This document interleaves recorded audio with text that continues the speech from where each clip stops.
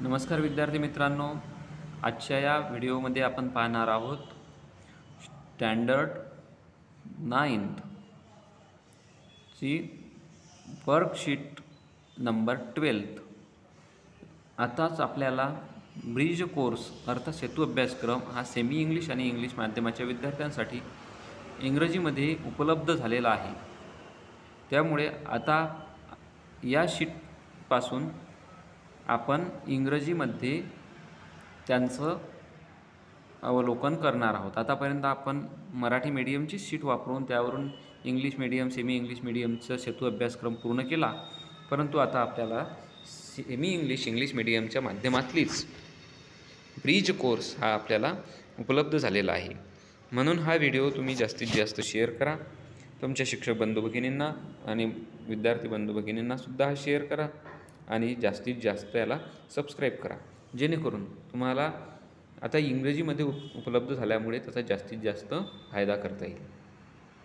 आजच्या या वर्कशीटमध्ये आपल्याला पाहायचं आहे ecosystem, types of ecosystem, reason for the diminishment of the ecosystem.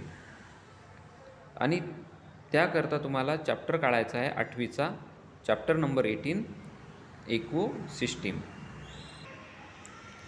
चला तर आता पुढे पाहायचं आहे let us take a look. काय पाहायचं आहे आपल्याला यामध्ये? Living organism and their habitat environment are correlated with each other. म्हणजे सजीव, त्यांचं अधिवास आणि पर्यावरण हे एकमेकांशी जुळलेले असतात. The structure form due to this reciprocal relationship is called ecosystem. असं परस्परांशी असलेल्या त्या संबंधांमुळे जे स्ट्रक्चर तयार होते त्याला म्हणायचं असते ecosystem. Biotic and abiotic factor and their interaction forms and ecosystem. जैविक घटक म्हणजे आणि अजैविक घटक आणि त्यांची परस्पर आंतरक्रिया यांच्याद्वारे इकोसिस्टीम अर्थात परिसंस्था तयार होत असते. इकोसिस्टीमला आपण मराठीमध्ये परिसंस्था म्हणतो. Living organism needs biotic as well as abiotic factor.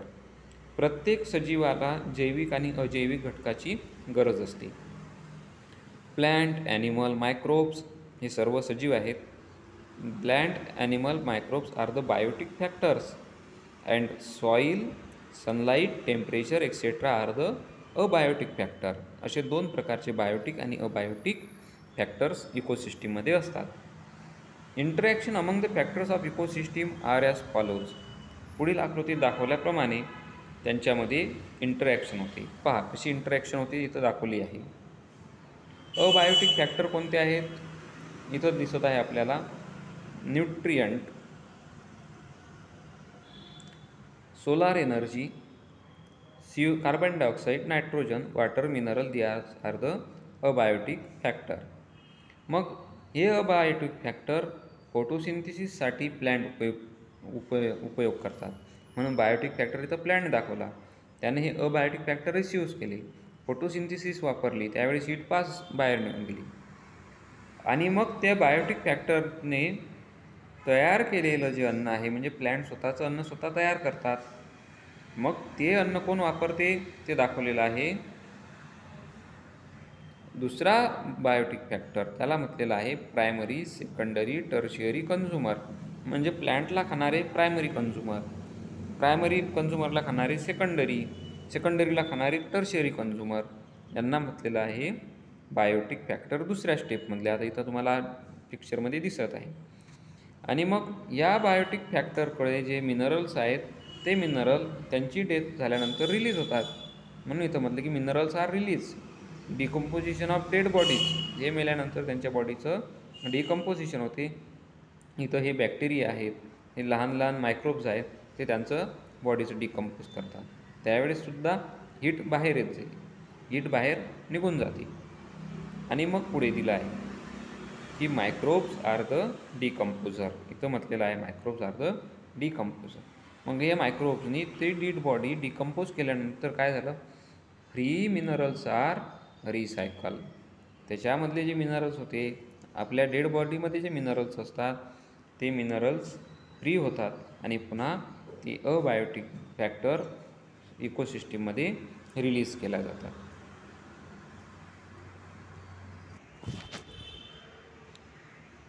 तर अशा पद्धतीनं आपण पाहिलं की इंटरॅक्शन कशा पद्धतीनं होत असते. त्यानंतर पहा पुढे, in the ecosystem plant produce food so they are called producer. म्हणजे परिसंस्थेत वनस्पती अन्न निर्माण करतात म्हणून त्यांना उत्पादक म्हणतात. Other living organism depend on them. आणि इतर सगळे सजीव त्या वनस्पतींवर जगतात. So they are called as the consumer. म्हणून वनस्पतींना खाणाऱ्यांना आपण काय म्हणतो, कन्झ्युमर. आणि त्यात मग प्रकार आहे, primary, secondary, tertiary are the types of consumer. म्हणजे वनस्पतींना जे खाणारे त्यांना प्रायमरी कन्झ्युमर म्हणायचं, प्राण्यांना खाणारे त्यांना सेकंडरी म्हणायचं, आणि त्या सगळ्यांना खाणारे त्यांना म्हणायचं tertiary consumer. Decomposition of dead body is done by decomposer. आणि मग मेलेल्यावरती जे जगतात त्यांना म्हणायचं विघटन करणारे घटक, त्याला म्हणायचं असते विघटक अर्थात डिकम्पोजर. पुढे आहे, you will notice the types of ecosystem from the observation of figure and chart given below. खालील आकृतीच्या निरीक्षणावरून तसेच तक्त्यातील माहितीवरून आपल्याला परिसंस्थांचे प्रकार लक्षात येतील. पहा, also right the name of different living organism in chart and complete it. त्यासोबतच तुम्हाला तक्त्याच्या रिकाम्या जागासुद्धा भरायच्या आहेत आणि तिथल्या सजीवांची नावंसुद्धा लिहायची आहेत. अगदी सोपा असा प्रश्न चार्ट आहे.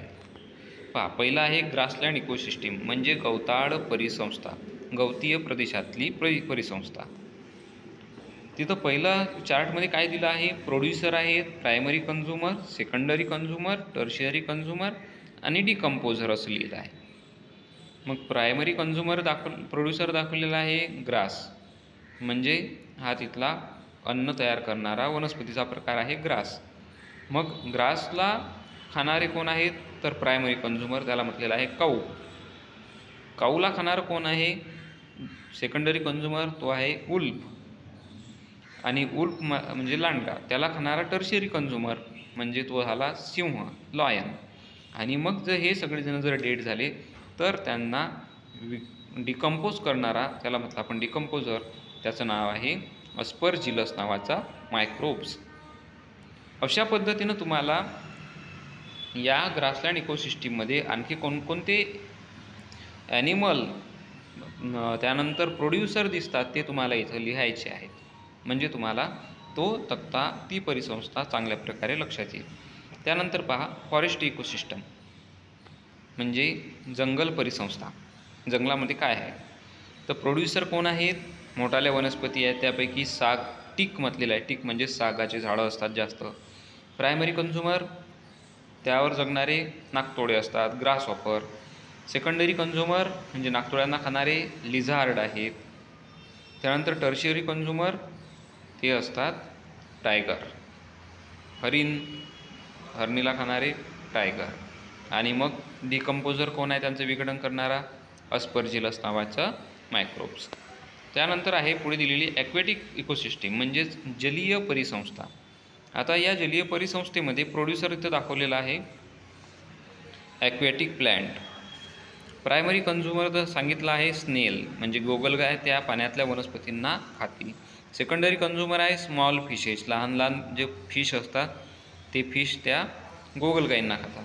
आणि मोठ्या लहान फिशना कोण खाणार, मग टर्शियरी कन्झ्युमर, ते झाले लार्ज फिशेस.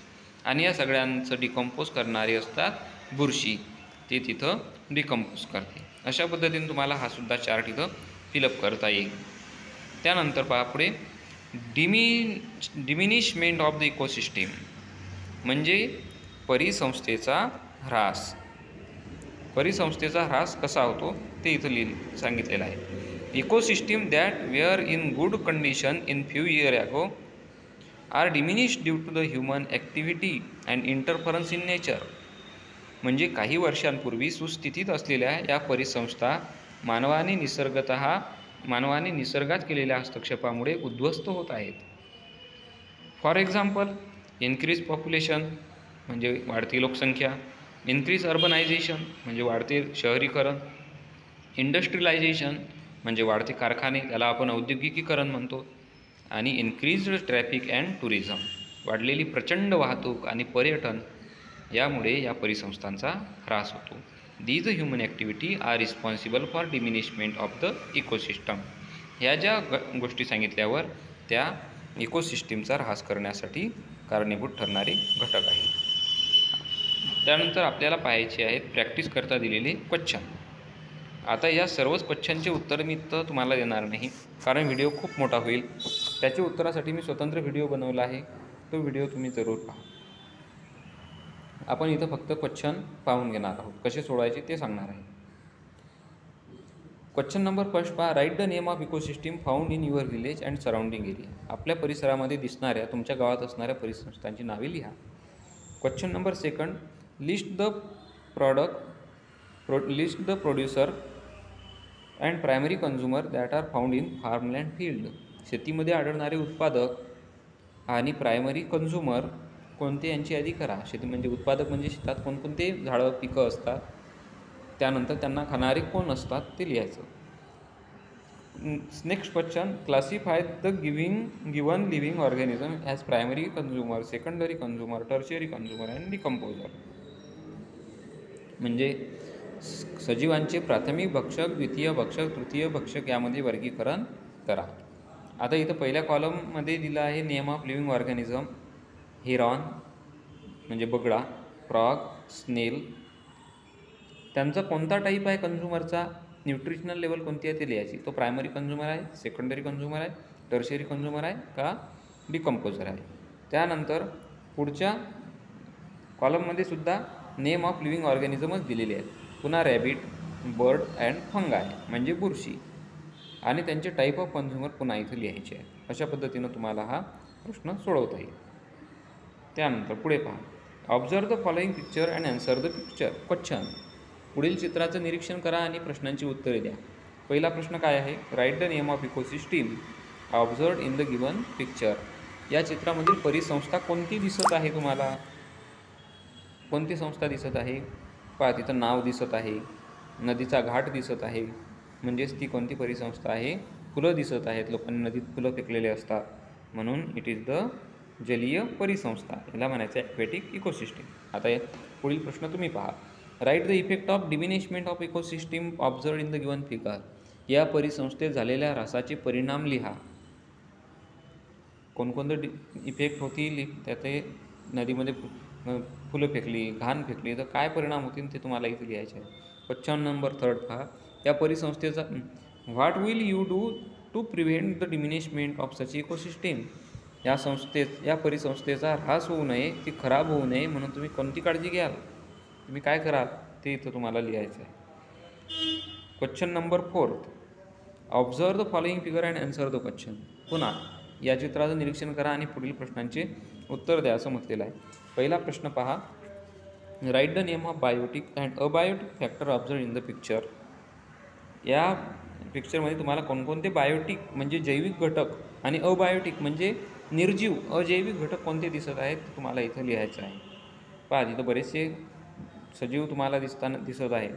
निर्जीव पदार्थ कोणकोणते आहेत हे सुद्धा तुम्हाला तिथं दिसत आहे. आणि पुढचा एक प्रश्न पहा आहे. Carefully observe the given diagram and draw the food chain for the same. या चित्राचं काळजीपूर्वक निरीक्षण करून तुम्हाला एक अन्नसाखळी तिथं सांगायची आहे. अन्नसाखळी म्हणजे कोणती, इथं प्राथमिक उत्पादक कोण दिसत आहेत, त्यानंतर त्या उत्पादकांना खाणारे प्रायमरी कंझ्युमर कोण आहेत, त्या प्रायमरी खाणारे सेकंडरी कोण आहेत, आणि टर्शियरी कोण आहेत, आणि मग डिकम्पोजर. हे तुम्हाला सगळे इथं दिसत आहेत चित्रामध्ये. पहा मासे दिसत आहेत, पाणी दिसत आहे, गवत दिसत आहे, त्यानंतर त्या गवताला खाणारे प्राणी दिसत आहेत, त्या प्राण्यांना खाणारे सुद्धा प्राणी दिसत आहेत, असे सगळे दिसत आहेत.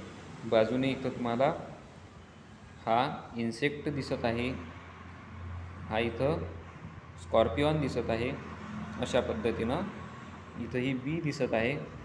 अशा पद्धतीनं तुम्हाला हे सगळे बरोबर लिहून त्यांचं एक काय म्हणायचं त्याला फूड चेन लिहायची आहे.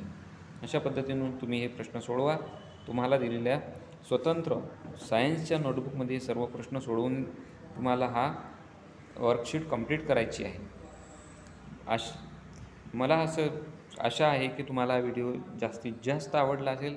त्यामुळे खूप शेअर करा, खूप लाईक करा आणि जर काही तुम्हाला कमेंट्स टाकायचे असेल तर कमेंट बॉक्समध्ये जरूर लिहा आणि जास्तीत जास्त या व्हिडिओला सबस्क्राईब करा, जेणेकरून हा सर्व विद्यार्थ्यांपर्यंत, सर्व शिक्षक बंधू भगिनींपर्यंत पोहोचवून आपल्या सर्वांना मदत करेल.